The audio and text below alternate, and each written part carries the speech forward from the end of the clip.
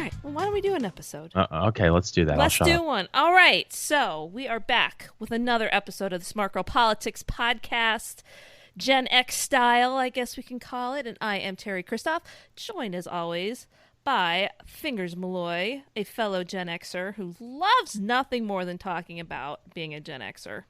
I have a passion for talking about Gen X. You just love it.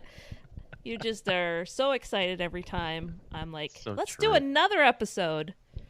But first, can I tell you, Fingers, that we have a sponsor, BetterHelp, with a P, help.com. And we're going to talk about them a little bit later. But, of course, we should check in because it is, week number, I don't know, of being in self-isolation. What week is it? 72, I believe. Yeah, I mean, you did it before. You were cool before the rest of us were cool. You self-isolated before anybody else. Let's be honest here. You were ahead of the trend. And, it was because of the whole patient zero at CPAC back in February, which seems like about 10 years ago. So I had to self-isolate for 8 days. And, yeah, that feels like it was... Honestly, that feels like it was 6 months ago. Just really how time is moving so slowly right now. But yeah, I was doing it before it was cool. You were, Harry. You were a trendsetter. That's right. Locked in a room for 8 days with nothing but my computer and an air mattress. And now it's much better. Yeah, now I can roam the house and go outside and occasionally go to the store and be thoroughly disgusted by my fellow human beings who can't seem to take off the rubber gloves that they wore in the store. It's still going on. The scourge of the disposable rubber glove. I don't understand how you could put these grocery store workers through that, where they have enough to deal with as it is. Now they have to deal with people discarding their disgusting used rubber gloves in the cart. I don't know what goes through people's minds. I have a friend who got one of those little what do you call them? The little things that have the little pinchers on the end, so you don't have to bend over to get trash. A grabber? Yeah, he's got one of those little things so he can help clean up the community. So of all these people who I will say, I was going to say there's plenty of trash cans around, but there's been a little trend here in Leesburg of the trash cans, not like just the regular trash cans that you would find, in any strip mall, not being around anymore. So I don't know if we have decided that we're transmitting coronavirus through the trash, because it's not everywhere, but I just started noticing a couple trash cans that used to be there aren't there anymore. So that's an exciting thing. I'm hearing about things like that, and different states, stores that have bottle deposits not taking the bottles back, but still charging deposits. Which I don't have to worry. We don't have to worry about that here in Indiana, but in Michigan, with our favorite governor, Gretchen Whitmer, they've got a 10-cent per bottle deposit up there. Well, that is your home state. I did an interview with, I believe Tom LeDuc. Yes. Yeah. Yeah, you've done shows with him before, and he is, of course, as are you, a Michigan. Well, he didn't want to be called a Michigander. He wants to be called something else, but I don't remember what it was. But is it Michigander the correct word? Is it not the right word to describe somebody from Michigan? I've heard people called Michigander. Did he want to be called a Wolverine? No, he wanted some other variation. Michiganian? I don't remember what it was. Michiganian? I don't know, but it was definitely not Michigander, because ganders are, a goose or whatever. Anyway, I'm going down the complete wrong path here. I wanted to talk to you about Michigan, your home state. You haven't lived there in a while, but do you keep up with all the weirdness that's going on there? Yeah, I do. It's weird. Apparently we both own stock in the word weird. Just there. Word. It's strange. I moved to Indiana in 2000, but yet Michigan still feels like home. And I still have family there.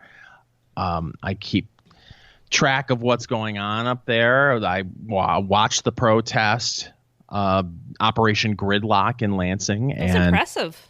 It was. I must tell you that while I am with the cause, I don't know. I'm conflicted because it really drives me nuts when leftists cut off traffic and protest to where I can't move. This may be a little bit different, though, because nobody's out on the road. In theory. So, yeah. Between that and I struggle with some of the messaging from that event, Operation Gridlock. Like I said, I'm completely with the cause. I understand. I think that we have put the American economy into an induced coma, a government-induced coma with no plan to resuscitate it. And so I think we should all be concerned about that. We should be concerned about the people who have small businesses that are being destroyed. We should also be careful restarting the economy because we need to take the virus very seriously. But some of the images that came out of that event, I don't know if it's going to win the hearts and minds of independents trying to get people over to their side. That's the was thing it them like being out in public? Because when I talked with Tom, it was the night before this was happening, and the idea was that they were staying in their vehicles, so they were isolating, self-distancing from other people, which doesn't seem to be exactly what happened. Most people were in their vehicles, but some people weren't. Is that what bothers you? Well, there were, most people, it appears, I wasn't there. I can only comment on what I saw, media reports, and from who I talked to at the event. Some of the stuff I saw where you had people that weren't social distancing. I think that gets people nervous. People standing really close to each other, and then some of the signs and there were images that came out of the event that made it look like it was a Second Amendment rally, and I'm a strong Second Amendment guy, don't get me wrong, but people wearing ammo. Yeah. It did look a little bit like the Second Amendment rally in Richmond from a few months back. It looked very similar to that. Yeah. And again, don't at me at Fingers Malloy on Twitter acting like I'm a leftist. I'm not. I am a strong Second Amendment guy. But I look at something like that and I think to myself, okay, what is the goal of this? Is it to send a strong message to government that there's the governor is a little power hungry and this power grab isn't acceptable and we have a well-armed militia? Okay, I get all that. But if you're trying to win the hearts and minds of people that are on the fence, I just don't know if a group of a couple hundred people standing darn near a foot away from each other and being well armed is the way to go. That's all. But again, I fully support the protesters, and clearly it's successful. Excessively power hungry with her things. The things that Tom and I talked about, like you can't buy a chair to sit out on your patio. You can't get seeds to plant your own vegetable garden. You can't go up to if you have, a vacation home or whatever. You can't go directly. You could go, I guess you could approach it from Indiana or something, but you can't go it's bizarro, the rules. And we were referencing an article in the American Spectator by Robert Stacey McCain, who I believe is one of your closest friends. So I don't know if you read it, but he went into great detail about how you can't go to get your dentist appointment, but you can go get an abortion. So it's kind of nuts there in Michigan. Well, it's absurd. Some of the regulations that or some of the details that came out about this executive order, the inconsistencies, what's essential, what's not essential. There was confusion when it was announced that it was signed. You had box stores putting yellow tape around child seats for cars. That's insane. Yes. And telling people that they can't hire a landscaper to come take care of their yard, but you can still go to the hardware store, which is open, and buy all of your landscaping needs to do it yourself. There are so many things that make you say to yourself, okay, this wasn't well thought out. This is just a power grab. But, at least cigarettes, alcohol, and lottery tickets are considered essential. So the government can continue in the state of Michigan to get their sweet, sweet revenue from lottery sales and alcohol. But you don't buy a can of paint, Terry. Don't buy a can of paint. I know, that's insane, because that's all there is to do. If you're stuck in your house, you might as well remodel, right? Yes. But earlier today, I didn't watch the press conference, but Trump came out with some sort of 4-phase thingy to reopen. But it's going to, again, it's going to rely on Gretchy, whatever you call her, to comply with that. It's a whole thing, and it sounds pretty reasonable to me. The first phase, kids are not going back to school, but there's, some restaurants can open and some things can happen, which sounds pretty great. Here's the other thing too that needs to be addressed, and I think we've talked about this before, but this one size fits all mentality when it comes to fighting the virus is something that I think a lot of people are kind of upset about. If we go back to the state of Michigan for a second, you have over half the population. They live in the Metro Detroit area, and that's where the real hot spot is in the state. If you look at Wayne County, the last numbers I saw from Wayne County, which is Detroit, but there's also Dearborn, Detroit, let's just say Detroit, Wayne County. 1.7 million people live in that county. They had over 800 deaths due to the coronavirus.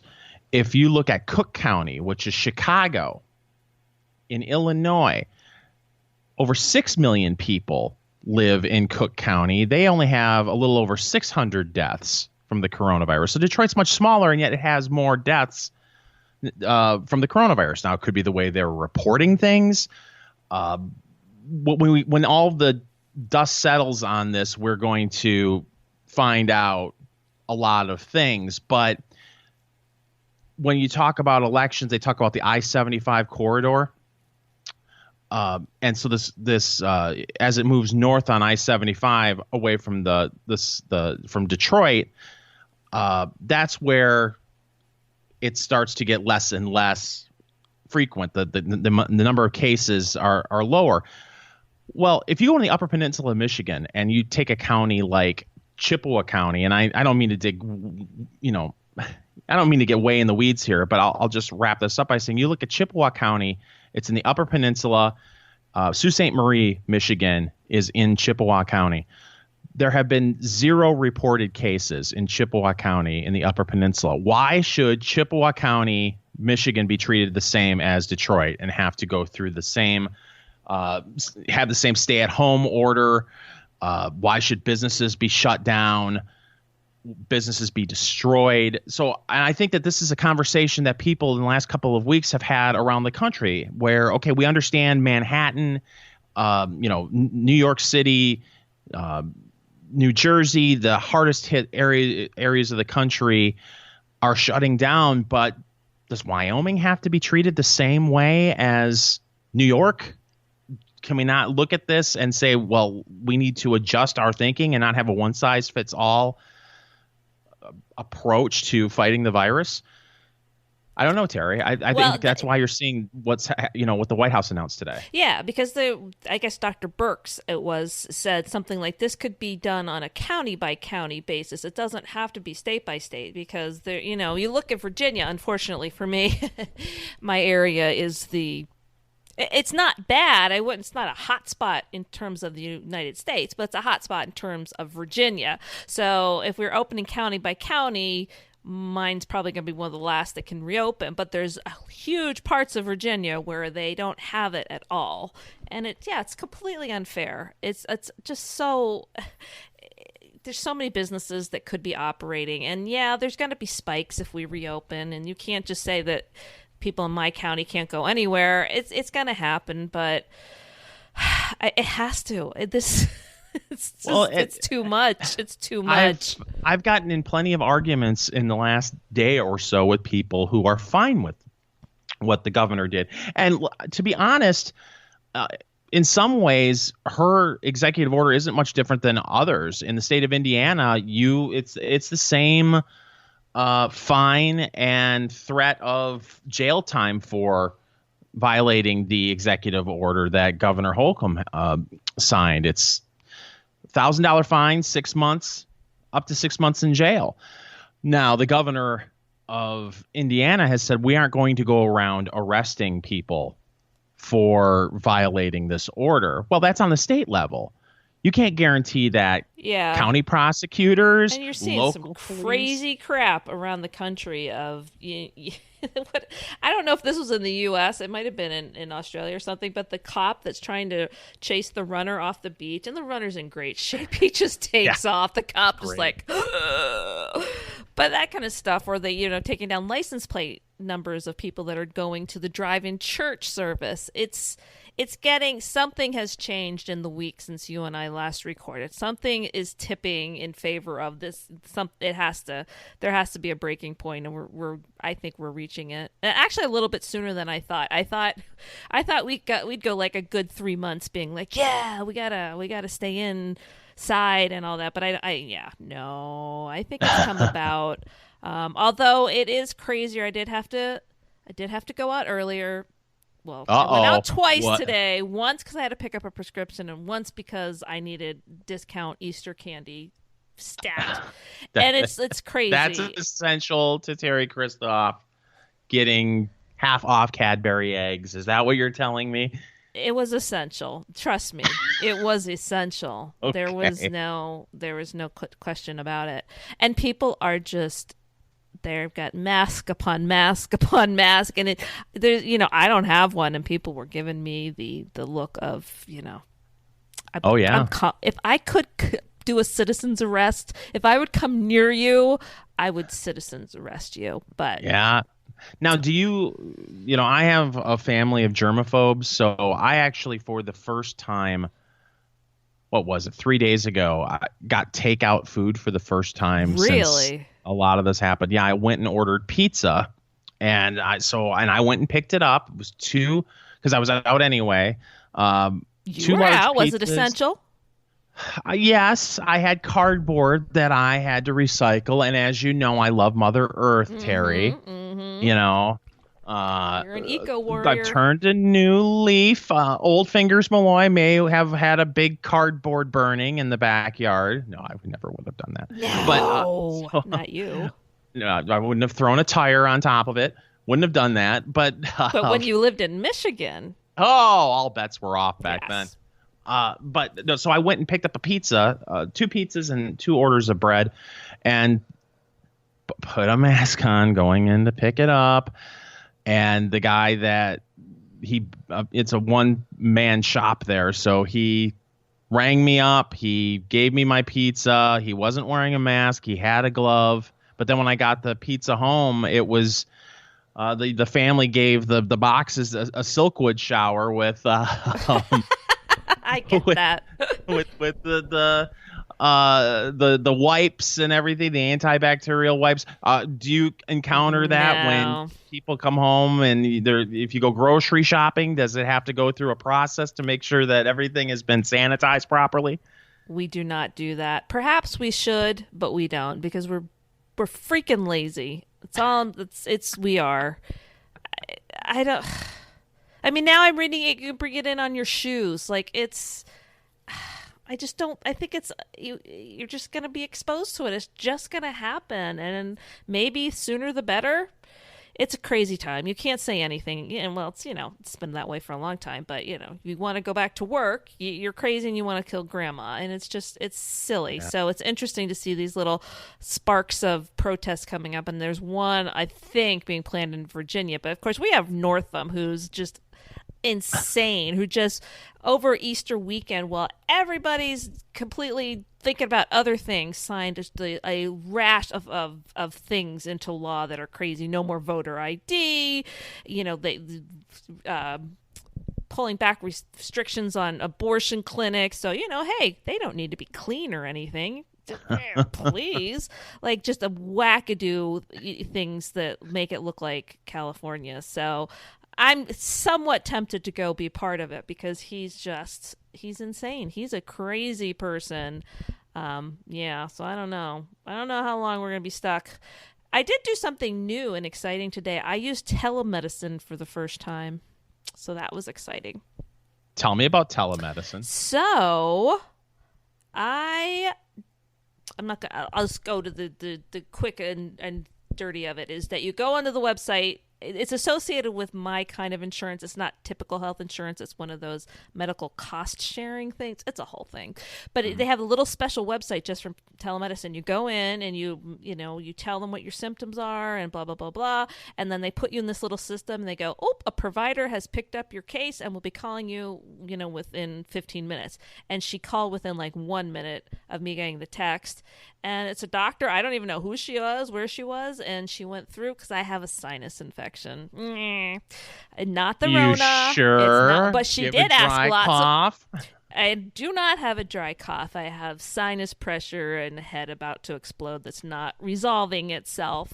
So it was very exciting. But she did. She asked the COVID questions. Have you been exposed? Blah, blah, blah. Do you have a fever? All that. She screened me for that and that was not anything that looked like COVID, and called in a prescription.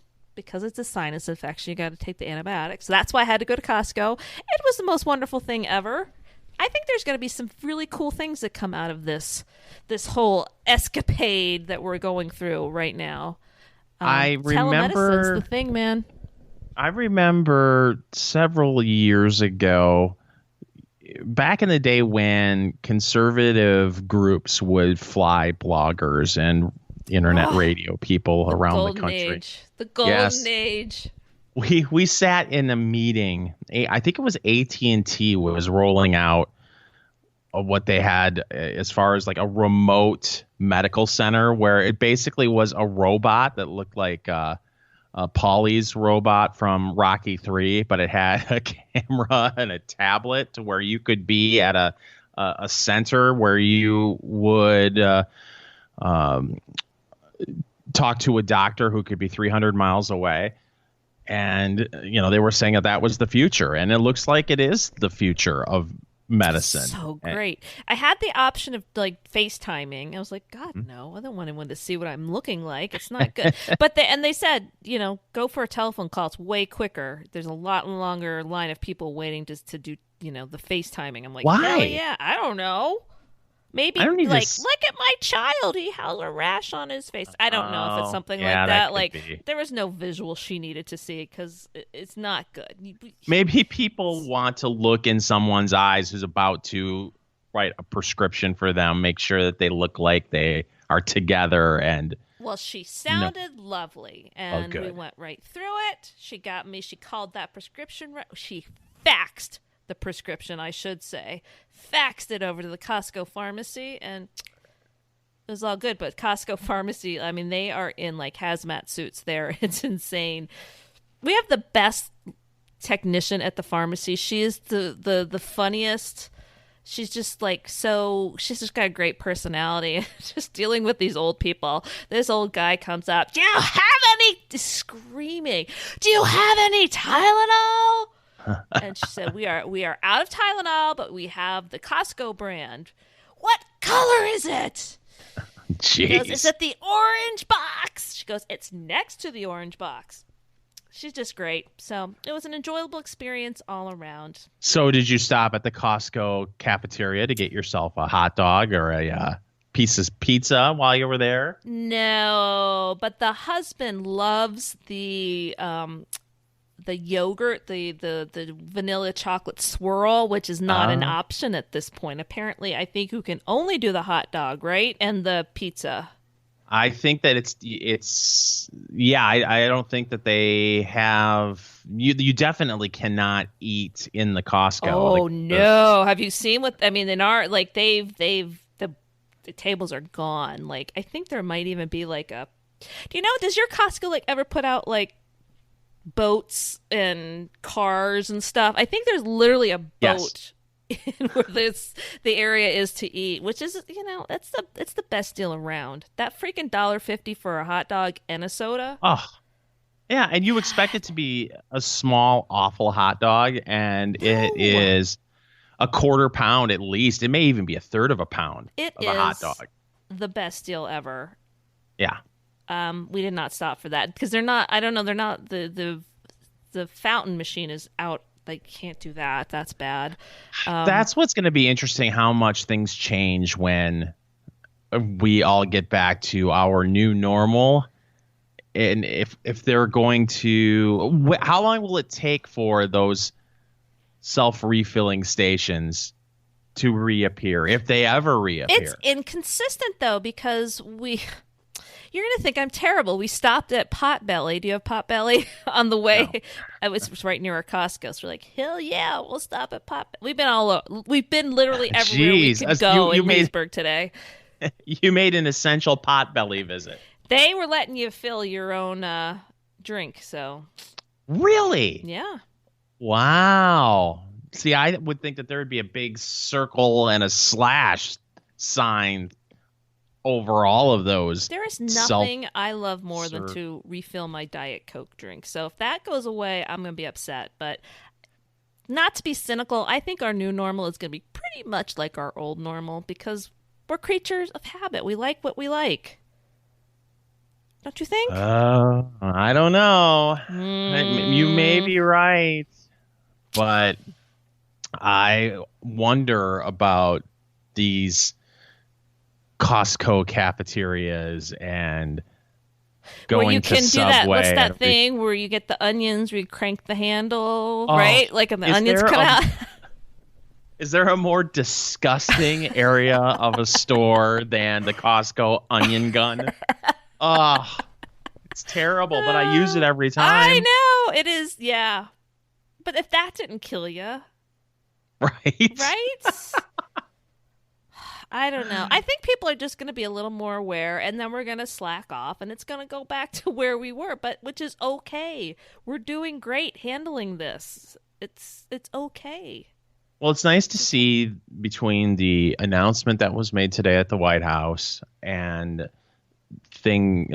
sports leagues looking to relaunch their seasons, like the Major League Baseball. I believe I read a piece today that the PGA Tour is going to come back without fans, but at least they will be back in June.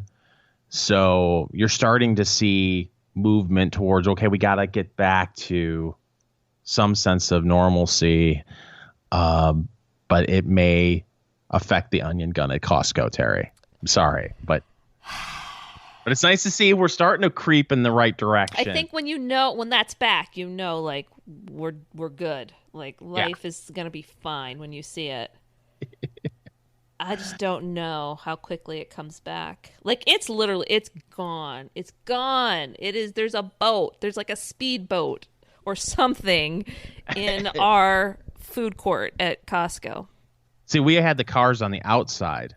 Normally they are. Yeah. I swear to you, they bought something in. There's something huge that's just like covering it right up. It is a sad sight. We're going to talk more about food in a little bit. But first, because we were talking telemedicine, we want to talk about our sponsor, BetterHelp. Now, apparently I was not clear in our previous one. So it's not health, it's help, H-E-L-P, as in you can call this number to get help with an assortment of issues you might be dealing with, from depression, stress, anxiety, relationships, any kind of thing. Like, we're a few weeks in, maybe some people have been a month and a half. I think familial relations are strained in a lot of areas, and sorry, it just is. I've reached, I'll blame it on the sinus infection, but I've been a little cranky, and it's always nice to have somebody that doesn't have any sort of connection with your family that you can bounce some stuff off of, so that you can deal with what you're dealing with, because it is overwhelming, and there's sometimes just nowhere to turn. But BetterHelp is here for that exact reason. And it's an all online thing. You can get set up in like 24 hours. It's quick as can be. You can get matched with a counselor, and they can, like I said, they can deal with a ton of different issues. I think a lot of people right now are definitely feeling that stress, that anxiety. I mean, there's just so much job loss or job uncertainty, or even just health, or, you know, worrying. Like my mom, I'm worried about my mom. We can't see her. We haven't seen her in forever. So I know a lot of people are dealing with a lot of stress, but just because you can't leave your house doesn't mean that you can't get help. You can use BetterHelp over the phone, kind of like I did today with my telemedicine. You can do it on video. It's usually kind of once a week, I think, but maybe more if you need it right now. I'm sure they are available, and it's very easy to get matched. And like, you know, if you don't mesh with the counselor, you can get a different counselor. So it's kind of the service that I think a lot of people really need right now. And I'm glad that they're here as a sponsor, because I'm glad to be able to offer our listeners an option if they really are struggling with something, because it's not all doctors are set up for telemedicine. But so if you can't see your counselor or somebody, this is a really good option to get us through these trying times. It's convenient. These are licensed professionals. They're exactly what you need if you're struggling. And if you don't believe me, you can go over to the site. I'll give you the website in a minute, and there are testimonials from people who are happy with the service. So if you want to start living a happier life today, you can get 10% off by visiting BetterHelp. That's HELP.com/smartgirl. You can join over 800,000 people taking charge of their mental health. So again, BetterHelp, HELP.com/smartgirl, and you get 10% off. So it helps you afford it during these times when money might be tight. Maybe you got your stimulus check, maybe you got some money, but there's no reason to struggle if you don't have to. There is a great affordable option in BetterHelp. So go and check it out. I'm all about the telemedicine now. This is the way to do it. If I do never, because is there anything dirtier than a doctor's office? There isn't. Other than the Costco onion gun, as you like to call it. The onion Nothing gun. dirtier. So I don't know. What are your thoughts on something like a BetterHelp.com? I think it's a fantastic service, not only in times like these where you're not able, or you're not allowed to, or you shouldn't leave the house for, say, Easter candy, Terry. But you know, you're supposed to stay at home. You're not supposed to. He's supposed to go. It's supposed to go to the doctor. But then also, it can be a little bit intimidating to go and see a therapist. It may be something that if you have anxiety, it may not be on top of your list of things that you want to do. To be able to, you know, go and to have a service like this, to where you can stay in the comfort of your own home and talk to someone and get help, I think it's a fantastic service. And like you said, in these troubling times, unfortunately, you know, the reports are out there that calls to the suicide hotline, the suicide helpline, have gone up 800%. People need someone to talk to, and BetterHelp is an excellent place to go find someone to get help. I agree. We talk about, like, what are those things that might change once life goes back to whatever normal is going to be. And I think having these options like that of just being able to call somebody up to get whatever you need, I kind of like it. And I am excited that they are a sponsor. So go check them out. Definitely. We're pleased to have them on this podcast. So you are the one who suggested this week's Gen Xish topic into terms of food, which is like literally obviously, if I'm going out risking my life to get Easter candy, food is one of the main hobbies in my life right now. It's going to be ugly. They've said in the first phase of reopening that gyms can reopen, and I had gone to Orange Theory Fitness for 7 months, and I was like in pretty good shape, and now I'm not at all, not even a little bit. It's going to be ugly, but I will talk about food all day long. What part of the food from your childhood is of most interest to you, Fingers Malloy? Well, there are two different ways we can go about this. There were 17 failed chain restaurants from the 80s.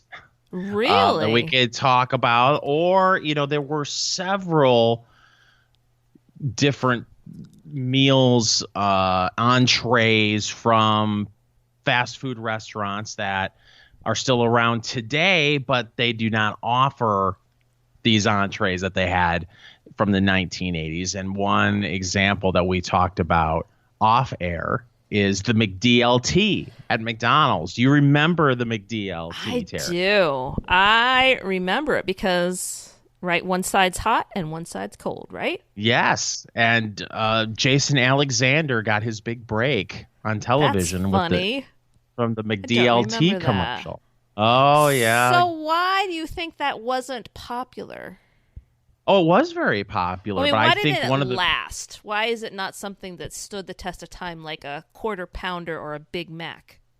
well, in the age of being of caring about our planet, Terry, the McDLT used to come in a styrofoam Yeah, but container. everything did. The Big Yeah, Mac well, came in a styrofoam container. Everything came in, and it looked like. Remember, because it looked like the luggage carriers that people would have on their car back in the day. They looked just like a Big Mac yeah, container. yeah. Well, they wanted to move away from that packaging. So, and the styrofoam container was perfect. And like you said, it kept the hot side hot and the cold side cold, or the cool side cool. I can't remember. Were we demanding that? Like, oh, well, the tomato has to be cold. Like, is that something that there was a great demand for? I don't, we weren't the adults in charge back then. So like we are now, we're so in charge of everything right now. So we had no say in the matter, but we're like our parents demanding this. Like, we really need the cold stuff cold. Well, don't you think that that's something that they sprung on people and they thought to themselves, oh, that's a great idea. They've improved the fast food burger. I'm so sick of having my tomato be warm and soggy. Why can't it be crisp and fresh like the lettuce that's also Okay, I warm and see. soggy? So I mean, it would be more like something that you might get at a more of a sit down restaurant or something. It could compete with a burger that seems a little fresher with the ingredients. I see. Because we wanted only the best in the 80s. That's We right. demanded the best in the 80s, and Everything had to be got the bigger and best. better. It's true. I remember it. I don't remember loving it though. Like, Big Mac was my go-to back in the day. Yeah, for me, I mean, in the 80s, it was a quarter pounder with cheese, but the Big Mac too. But one thing that I don't ever remember ordering, Terry, was McDonald's pizza. Do you remember McDonald's pizza? No, I don't. I was doing a little research on this topic to refresh my memory, and I do not. Do you think it's regional? Do you think or was it nationwide? I believe it was nationwide, but it didn't last very long because why would you go to Pizza Hut for a burger? A fast food burger? I don't think so. So I don't know what McDonald's was thinking, but they had the I believe it was actually topped like a cheeseburger too. If I'm not, Did you maybe ever not. get one? No, Okay. no, never had one. I But do they, not remember. But I do think there's probably periods of time where we didn't actually go to McDonald's, right?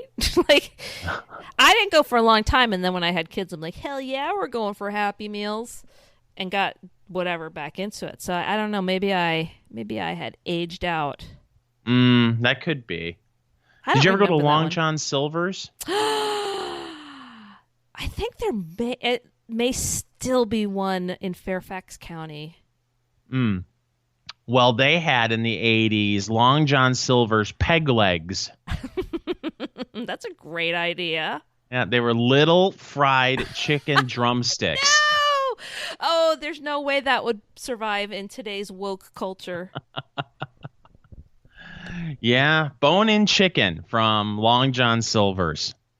So See, this is I good. don't See, know. I thought you might start hitting me with some chains that aren't in my area. I've been in Virginia for forever, so Mid-Atlantic, because I know there's different stuff in different parts. Like, we don't have Checkers or Carl's Jr. Oh, we don't have that. So I was afraid you might start hitting me up, and I wouldn't know what you were talking about. Well, no, I thought about one of the reasons why I'm kind of shying away from the 17 failed fast food restaurants from the 1980s from, let's see, what is this, eatthis.com, because some of these are just regional.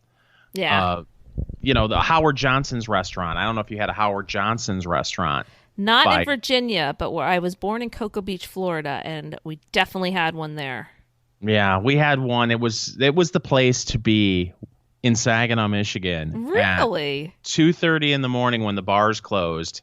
Hojo's? If you wanted to, go to Hojo's for that greasy breakfast after you left the bar. Yeah. So it's like a Denny's then, or a... Yeah. It was a Denny's, and then they had a little bit of a Baskin Robbins feel where you could order from their dessert menu, and they had 32 different flavors of ice cream.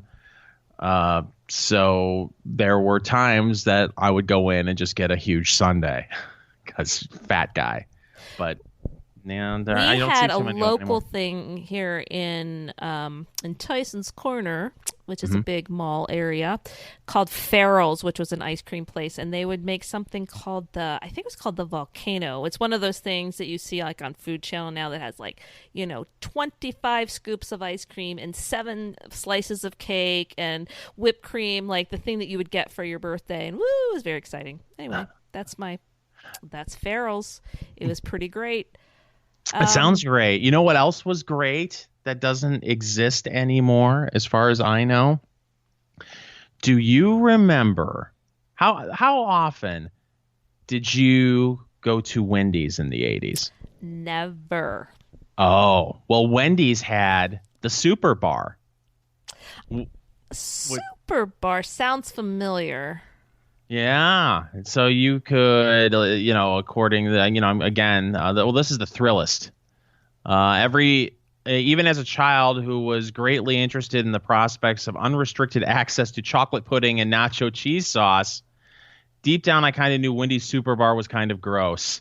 Oh, it would never be a thing in Corona world. Oh, yeah. So, I mean, you could get, it was like a salad bar on steroids, basically. I can't believe you don't remember this, but you didn't go to Wendy's very much, so you probably didn't see it. But that was a staple at Wendy's. They had started the little Super Bar. Going for their, you'll recall in the early 90s, we were young adults. I'm a little older than you, so I was a young adult in the early 90s. You may have, I don't know how old you are, but the food pyramid told us to eat no fat, like do not eat fat. We were all on the fat-free diet. So that meant everything that was fat-free was fine, So Wendy's had a baked potato, and I was like, no fat there, baby. So that's when I started going, was in the early 90s. I would go get the baked potato, but nothing on it. Like, I'll just sprinkle some salt on it. But I think they had a bar then, like, where you could put, like, the chives and the sour cream. Like, I do remember that. So I didn't go during, like, my 80s time, but I definitely in the early 90s was like, I will eat all the carbs. They have no fat. Sugar has no fat. Now, Teri, did you go to Burger King at all in the 80s? I did, yes. Do you remember the Burger King Yumbo? I do not. It was a hot ham and cheese on a burger bun. No, I do remember that. I'm sorry. I didn't know that it was called a Yumbo. This is exciting. The hot ham and cheese was good. It was good. And Burger King they're not plentiful in the Northern Virginia area, at least during the 80s. But we would seek one out in Fairfax City for the hot ham and cheese. And then my friend and I, we went and visited my sister in New Jersey, and they had it there too. The hot ham and cheese was so good. It was so good. That's it. I don't remember the Yumbo, but my favorite go-to at Burger King in the 80s, they were called Burger Buddies. And they were basically like their cheeseburgers, except smaller. So you would get a pack of 3 or a pack of 6 Burger Buddies. Fascinating. With fries or the onion rings. That's what's great about Burger King, too. They throw that onion ring option in, which is something you don't get at McDonald's. Distinguish them. Although I think I saw in doing some research that McDonald's did have some sort of onion nugget option that was maybe late 70s. I don't know if it went into the 80s. onion nuggets. I think that was it. They were nuggets of onions that were like breaded and fried. Huh. No, I don't Right? remember that either. And let's be honest, McDonald's, in my mind, has the best fries. Burger King's fries, to me, they just Awful. don't cut it. So you got to get Awful. the onion rings, especially since they added the little onion ring zesty sauce. I've been to one in a while.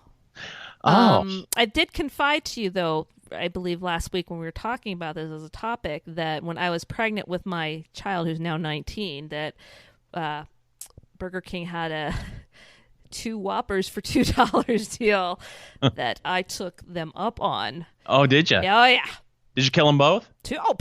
yeah. There is nothing better than a second trimester appetite. Oh my word. It was no problem putting them. It wasn't even a challenge. It was like, I've got $4 on me. I could have four.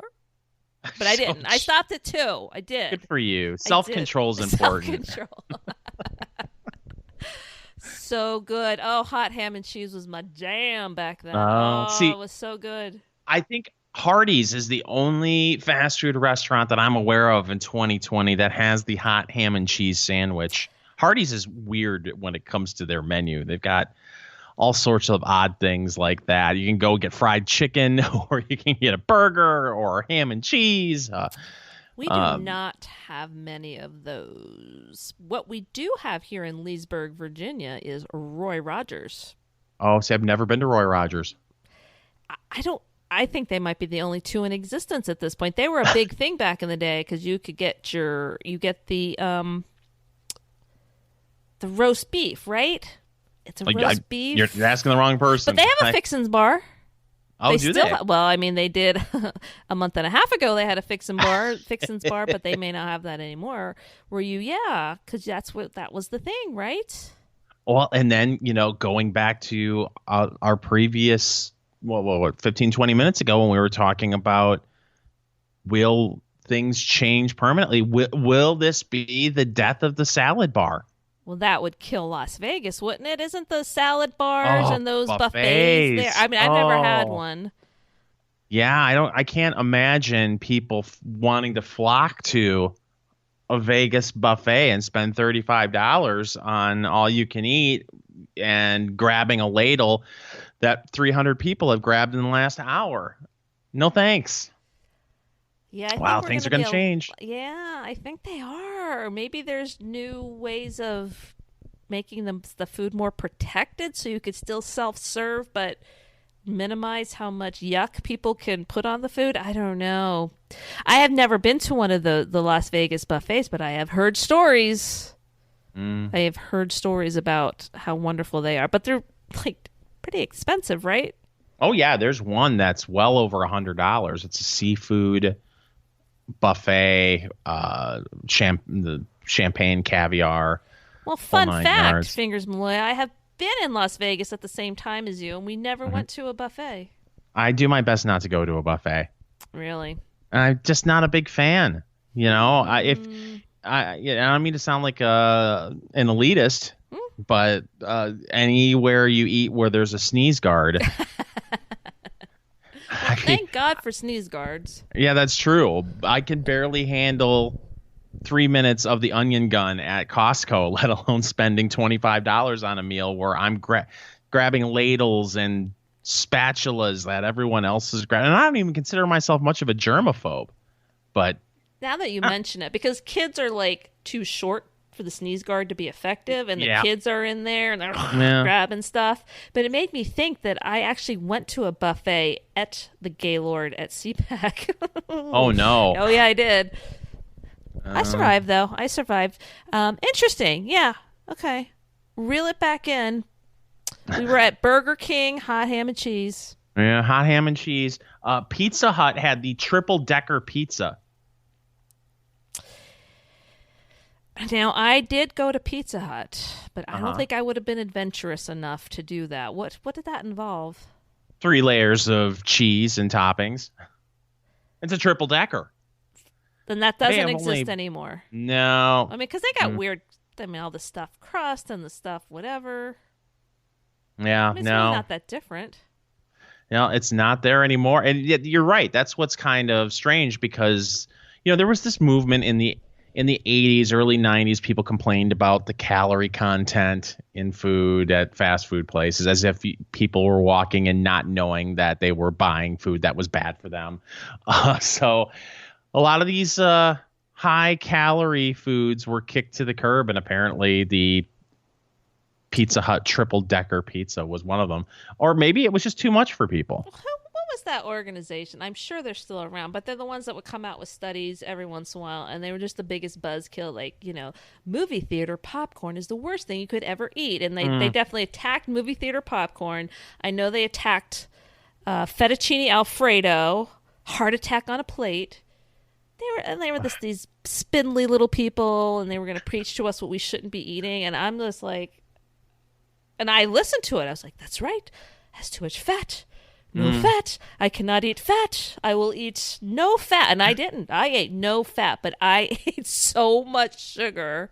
And oh my God, I would eat bagels. Yeah, bagels have no fat. I'm going to eat them for breakfast, lunch, and dinner. And look at me. I was smug as can be because I was eating no fat.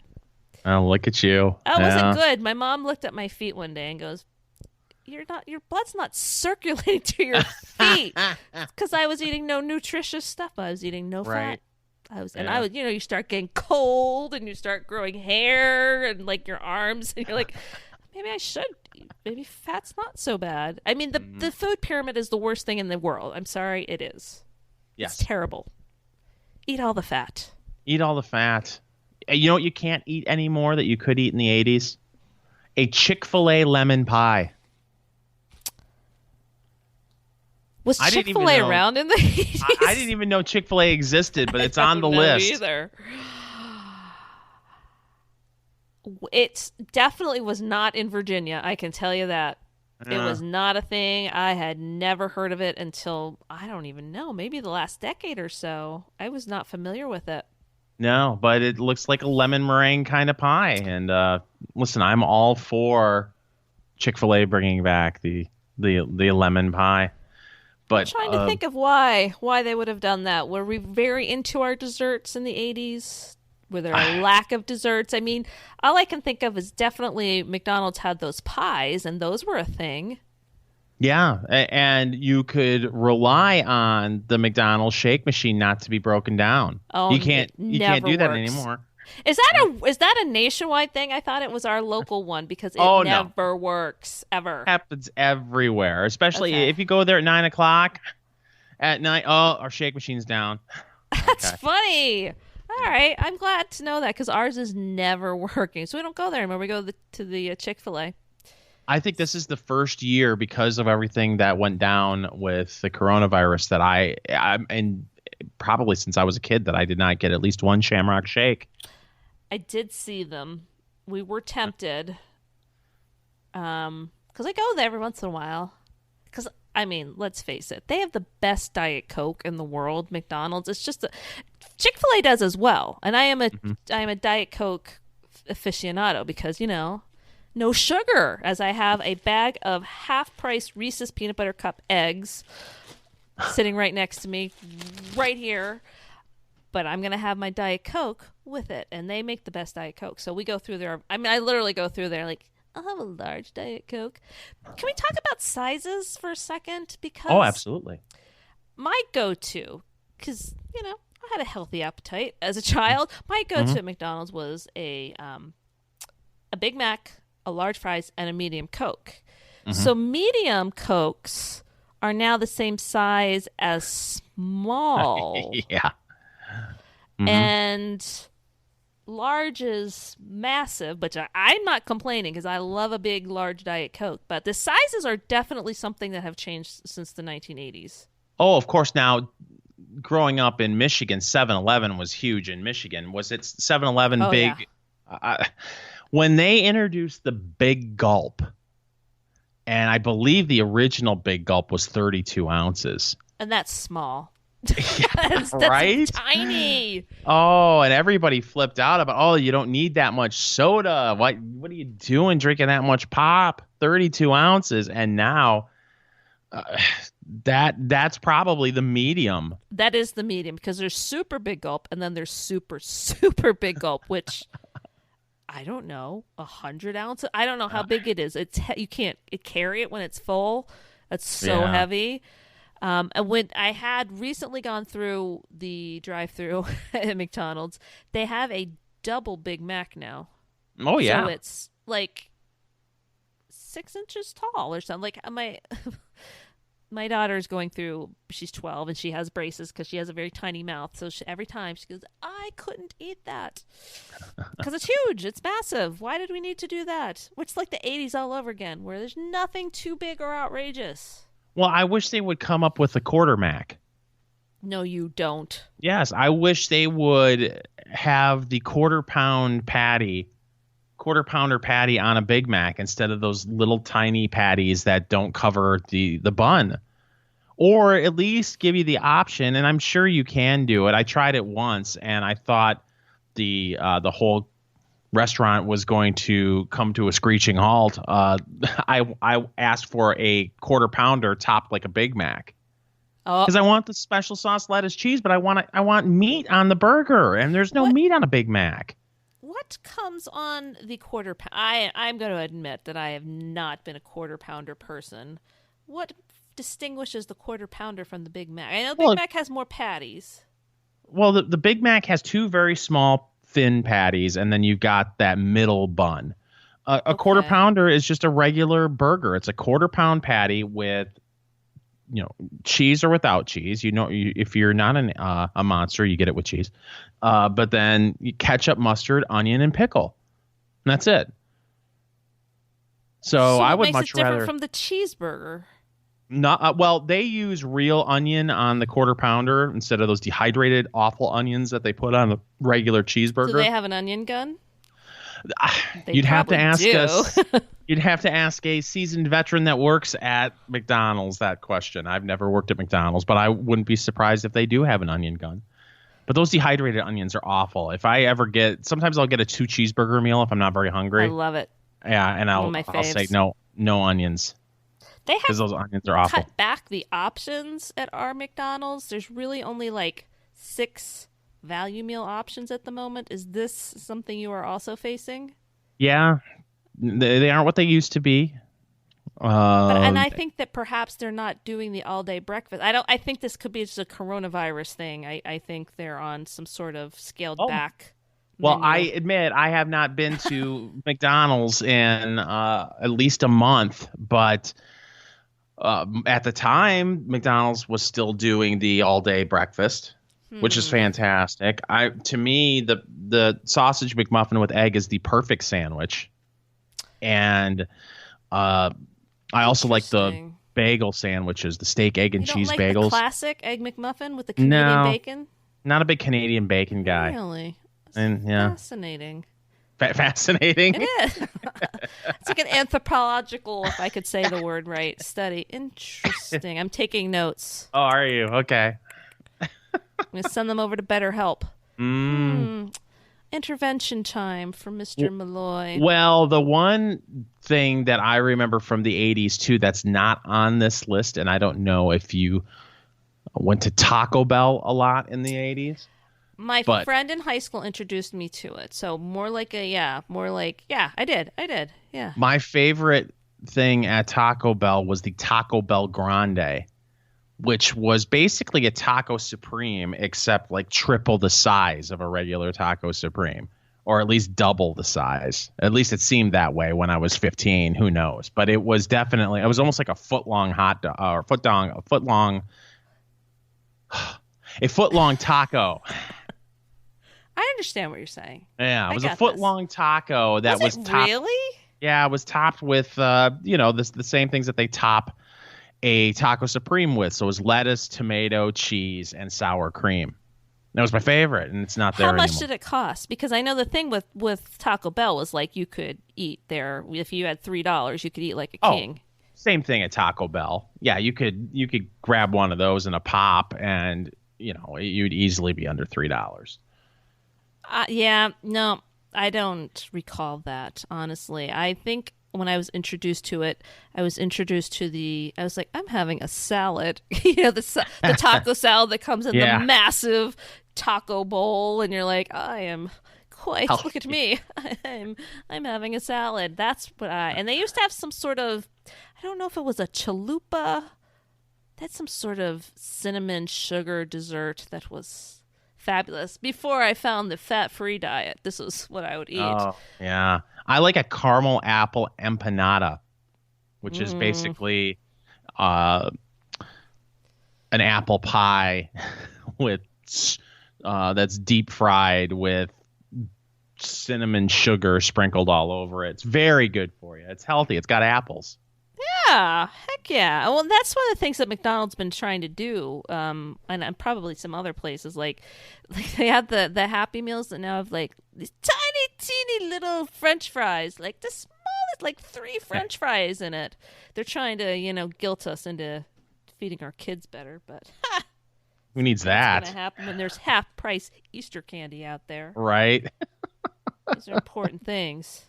Well, is there any fast food items from the 80s that I didn't bring up that you remember? Not really. I mean, I would have to say McDonald's was the go-to. Did you go to TCBY back in the 80s? Well, of course, because it had no fat. Duh. That was great. I was eating yogurt. I'm eating yogurt.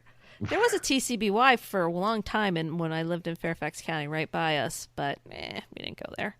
The smoothie bars now have taken over for the TCBY, where you're going in and saying, "Oh, I'm getting a smoothie. It's healthy." But if you look, that's right.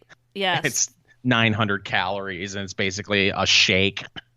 The thing I remember about McDonald's from 70s and 80s was the collectible stuff that you could get, like the glasses. Like, oh, I have the full glasses. I have the Hamburglar.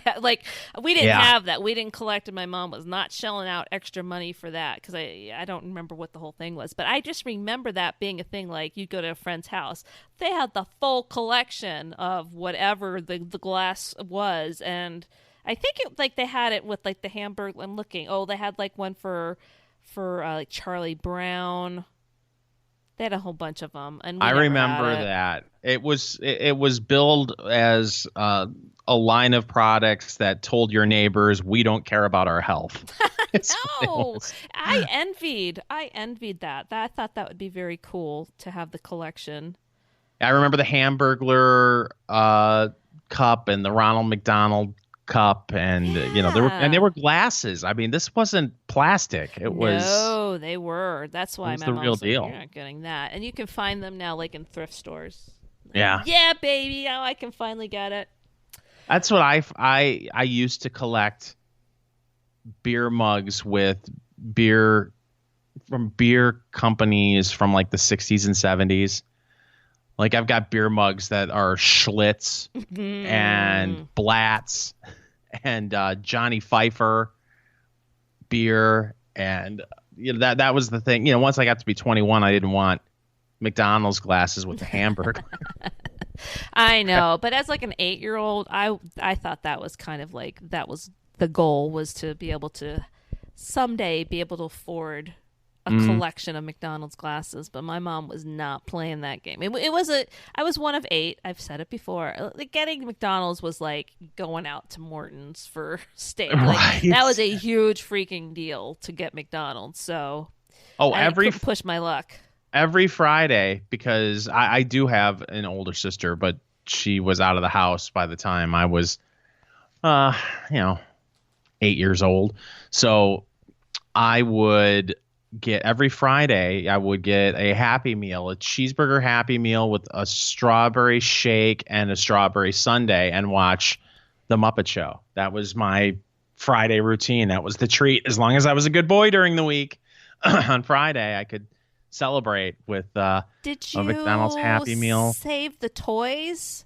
Because No. I have my husband's aunt. She saved every Happy Meal toy from when her son was little. She has this huge collection of just crazy collection of, I don't even know if I could identify who these characters are from the 80s and 90s. It's insane. And maybe it's worth something. I don't know, but The Happy Meal toys, definitely when my oldest, who's 22 now, when she was little and we would start getting Happy Meals for her, I was definitely one of those. I was collecting the Happy. It was right at the Beanie Baby stage. It was Beanie Baby. It was mini ones. It wasn't the normal size one. Oh my God, my friend and I were. Oh, we were so into it. We were at McDonald's all the freaking time trying to get those stupid Beanie Babies. Oh, the Beanie Baby. I remember the Beanie Baby craze, and of course the Cabbage Patch Kids craze. So at some point, I guess we're gonna have to talk about The crazes. The toys and Absolutely. the collectibles. I watched something recently on Netflix. I think it's on Netflix. No, it might be on HBO. I don't know. It's on one of those things. McMillions. That's the story behind the fraud that was the McDonald's Monopoly game. Yes. Have you? Oh, No, I've been told I need to see it, but I haven't watched it. It's really interesting. Like, it was a fraud. My God, it was a freaking fraud. We had no chance of winning. Yeah. There was never a chance of winning. Like, it all goes back to one guy. Like, you can trace, like, the winners, the $1 million winners for years to one dude. And, oh, my God, it's insane. Because oh, my God, we loved that. I can remember. That was early on, too, because when my nephew was a baby, I remember we were collecting them, and he's 39, 38, 39. Boy. So, like, it's a thing. It was a fraud. It was a fraud. It was the worst thing that happened to car ashtrays, because that's where mine always ended up. I'd look, it's a pee, throw it in the ashtray. And then when the game was almost over, I'd have to clean out the ashtray because I didn't smoke. And look, through my McDonald's Monopoly winnings, and maybe I would end up getting like a free regular fry out of the whole thing. But. So what does all of this tell us about modern life? Everything that happened in the 80s with fast food. I mean, what's available to us now is like so incredibly a vast array compared to back then. Like, they'd roll it out, it'd be a small little test, and then we'd never actually get anything. Yeah, like, it's so much stuff. Well, just the quality's so much. Is it better? I think restaurant quality, as far as fast food, has gotten better. Like, I would enjoy a Five Guys over McDonald's. There are some fast food options. You just mentioned Potbelly. There are more sandwich places than there were back then. There are better quality burger joints than were back then. There's so many choices, and hopefully they survive the corona. Yeah. But I also feel as though that I feel like the size of the stuff has gotten smaller. You mentioned your binge eating of Whoppers when you were in your third trimester. To me, Whoppers aren't nearly as big as they used to be. And the patty doesn't seem as big. The bun, it felt like the patty would hang over the bun, and it doesn't seem as big as it used to be. Well, that's true, and that's like universal. Like, packages of things are like Cadbury eggs from Easter. They're like several grams less than they used to be. Yeah. It's just fraud. It's rampant fraud. Are we getting old, Terry? Or we're just talking? The good old days. I'm gonna test these Reese's peanut butter eggs and make sure that they are the same size that they used to be. I have not had one Reese's peanut butter egg. You're better than I'd been doing all right, but this, I don't know. I hit a wall this week with the sinus infection and work. You know how it is. No, I don't, but I'll take it. I know. You're just like carefree, bon vivant. That's what you are. That's me. Happy-go-lucky, smelling the flowers, tiptoeing through the tulips. Right. Looking at my former bachelor studio apartment. I still have my, I had my quarantine area in our sunroom, and I still have the air mattress up from when I was in quarantine, just in case, because those things are hard to put up, Terry. You never know what's going to happen. Yeah, it could happen. Now, hopefully we all get out of this, but I'm having fun talking about fast food from the 80s, and I think people really liked the last one we did about mini series. We got lots of comments over on Ricochet about it. Great. And lots of ridicule for what the plural of mini series is. Oh, It's mini-series. I thought that's what I said, and then we argued about it. Sound right, though. But yeah, no, we've been getting, people have been enjoying our Gen X, our walk down memory lane. So we should, people should suggest stuff to us too. We only have limited brain power here. Is that the money quote this week? Smart Girl Politics podcast. We have limited brain power here. Onion guns and... No, Onion Guns is definitely going in the title of this episode. I'm not sure where we're going with that, but that's fun to talk about because food, like I said, is my main hobby in quarantine.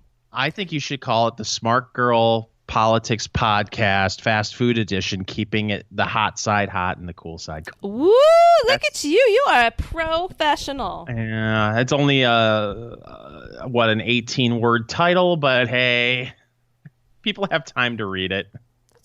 It's fine. Well, Before we wrap up officially, Fingers Malloy, what is the latest with you? What are you doing? You blogging, you vlogging, you podcasting? What kind of creative endeavors are you up to right now? Well, I'm apparently now a regular on the Smart Girl Politics podcast. And I am grateful that you asked me to be a part of this, and I'm very happy to do it. I also do the Snark Factor radio program, which is on Wham Talk 1600 AM, 92.7 FM in Ann Arbor, Michigan on Sunday mornings. The Enough Already podcast with my good friend Tracy L. Connors. We had Bo Snerdley on 2 weeks ago. This week we had on Carol Roth, who... Oh, very nice. Yeah, she's fantastic. So... there's that. And then also I'm a regular and producer of the Eat, Drink, Smoke podcast hosted by Tony Katz. Look at you. All of those podcasts you can find where all good podcasts are sold, your favorite podcast platforms, and at my website, fingersmalloy.com. Well, excellent. And of course, same with this podcast. It's on iTunes, SoundCloud, Stitcher, Spotify, all of those wonderful things.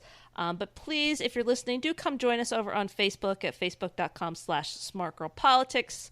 We're having a rollicking good time over there.